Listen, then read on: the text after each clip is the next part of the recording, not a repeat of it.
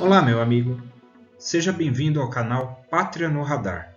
Estas são as principais notícias de janeiro. A Força Aérea Brasileira avança em seu objetivo de possuir finalmente meios com capacidade estratégica de transporte de longo alcance e reabastecimento em voo. Foi divulgado no Diário Oficial da União, em 27 de janeiro, a abertura de processo de licitação para aquisição internacional de duas aeronaves modelo Airbus A330-200. Concorriam no processo o Airbus A330-200 e o Boeing KC-46A, sendo o modelo da Airbus escolhido pela FAB. A Força Aérea Brasileira alugou por 3 anos um Boeing 767 para operações de longo alcance.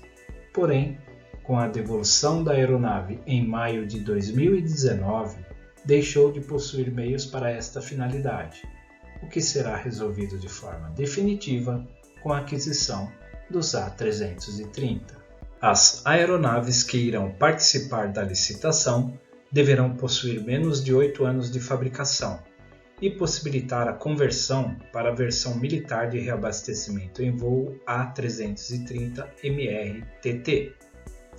Essas aeronaves irão equipar o 2º Esquadrão do 2º Grupo de Transporte, Esquadrão Corsário, sediados na Base Aérea do Galeão, Rio de Janeiro.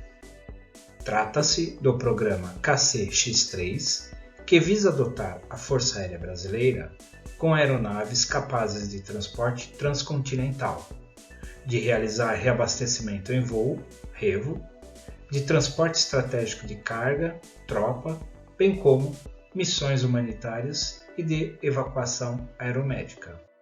Um dos momentos onde a importância de um avião com estas características ficou evidente foi durante a necessidade de repatriação dos brasileiros que se encontravam em Wuhan, na China, no início de 2020, em função da pandemia. O governo brasileiro teve que utilizar 2 aviões Embraer 190, designados na FAB como VC-2, e que são utilizados pela Presidência da República em voos domésticos. Devido a não se tratar de aeronaves com grande autonomia, obrigou a realização de várias escalas para reabastecimentos. Isso exigiu intensas negociações diplomáticas, pois vários países já começavam a fechar seu espaço aéreo e proibir pousos internacionais em seu território. Finalmente, após cerca de 5 dias, a repatriação de 34 brasileiros era concluída, porém poderia ter sido realizada de forma muito melhor, de modo mais rápido e econômico, se o país possuísse, na ocasião, meios mais adequados para a realização desta operação.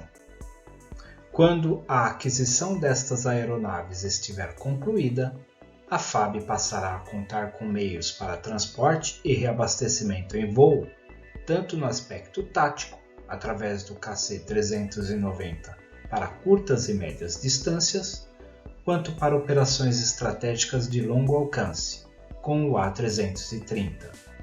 Isso dará à FAB, levando-se em consideração também a aquisição do Gripen, um significativo incremento em sua capacidade de dissuasão e projeção de poder.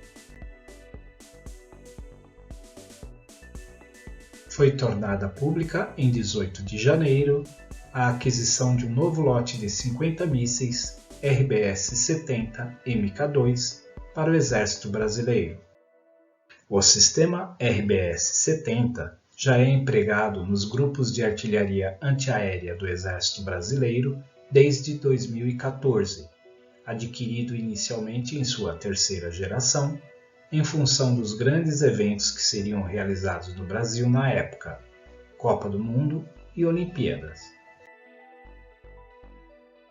Em 2018, o Exército Brasileiro adquiriu a nova geração do sistema, o RBS-70NG, caracterizado pela ampliação da automatização e capacidade de utilização sob condições climáticas adversas. O RBS-70 é um moderno sistema de defesa antiaérea portátil fornecido pela empresa sueca Saab para curto alcance, entre 5 a 7 km de distância e capaz de atingir alvos além dos 4.000 metros de altitude.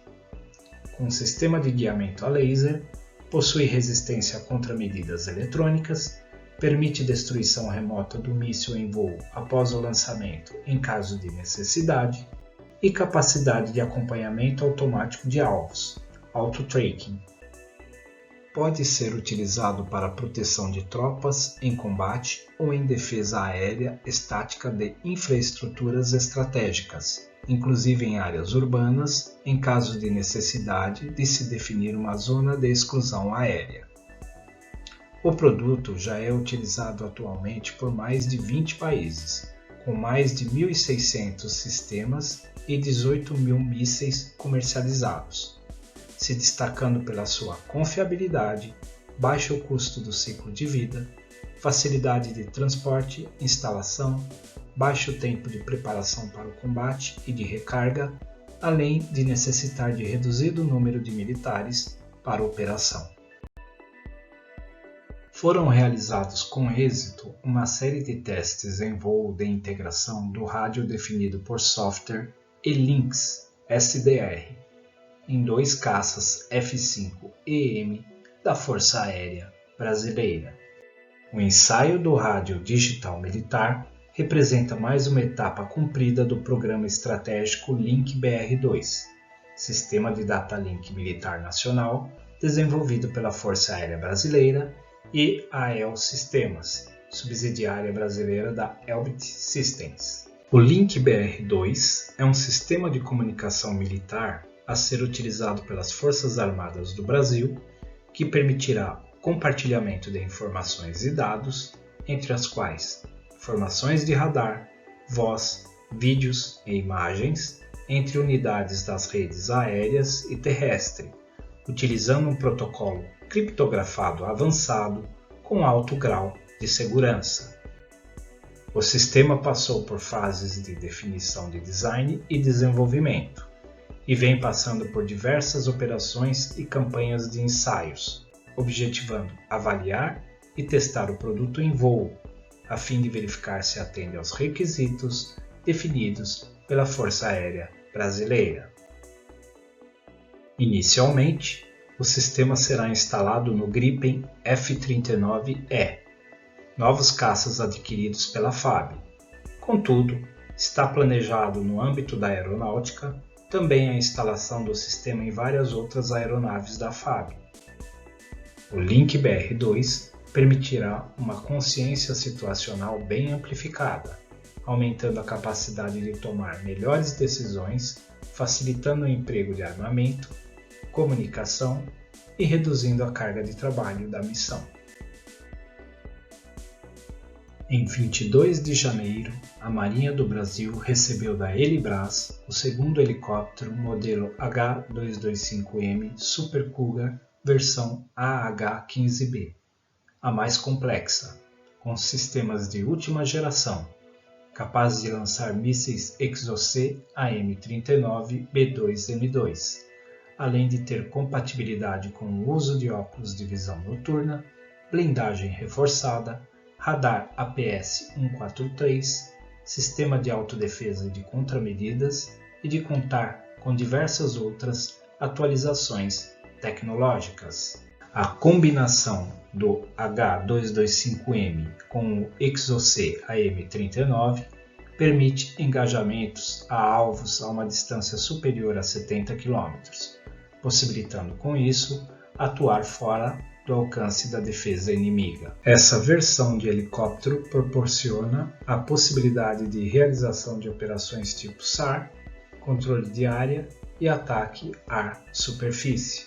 Trata-se da 13ª aeronave H225M incorporada pela aviação naval no âmbito do programa HXBR.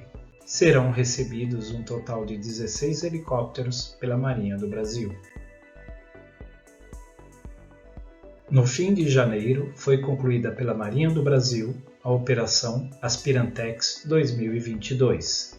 Durante 20 dias, os aspirantes do segundo ano da Escola Naval foram submetidos a exercícios táticos e operacionais a bordo dos navios da esquadra, conhecendo os diversos setores dos navios, procedimentos e rotinas das operações navais, tendo assim a oportunidade de se familiarizar com a vida a bordo dos navios da esquadra brasileira e, ao final da operação, poder definir o futuro dentro da Marinha, como Corpo da Armada, Fuzileiro Naval ou Intendente.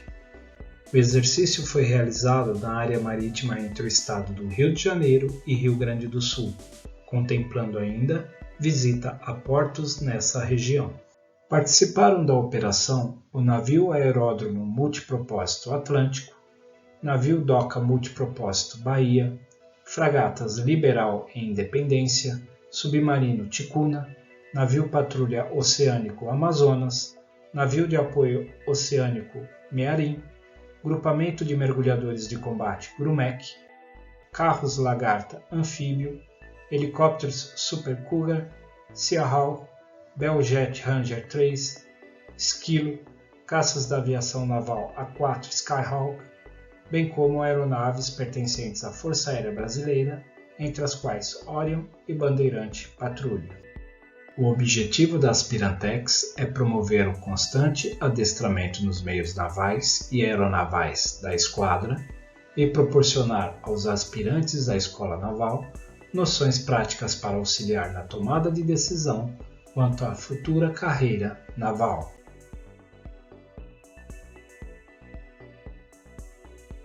Mais um passo dado no projeto do submarino nuclear brasileiro, através do avanço do LabGen, Laboratório de Geração Núcleo-Elétrica, o qual recebeu mais um componente da parte estrutural do reator nuclear, a ser montado no Centro Experimental Aramar.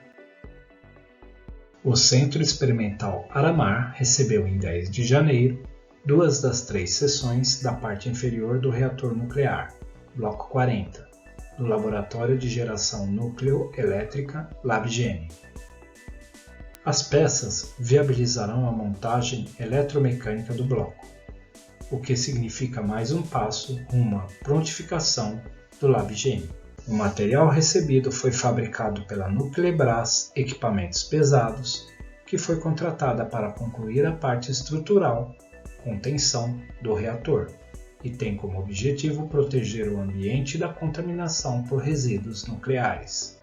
O LabGen foi concebido como um protótipo em terra dos sistemas de propulsão que serão instalados no futuro submarino convencional com propulsão nuclear brasileiro, SCPN, a fim de simular a operação do reator e dos diversos sistemas eletromecânicos a ele integrados, antes de sua instalação no submarino.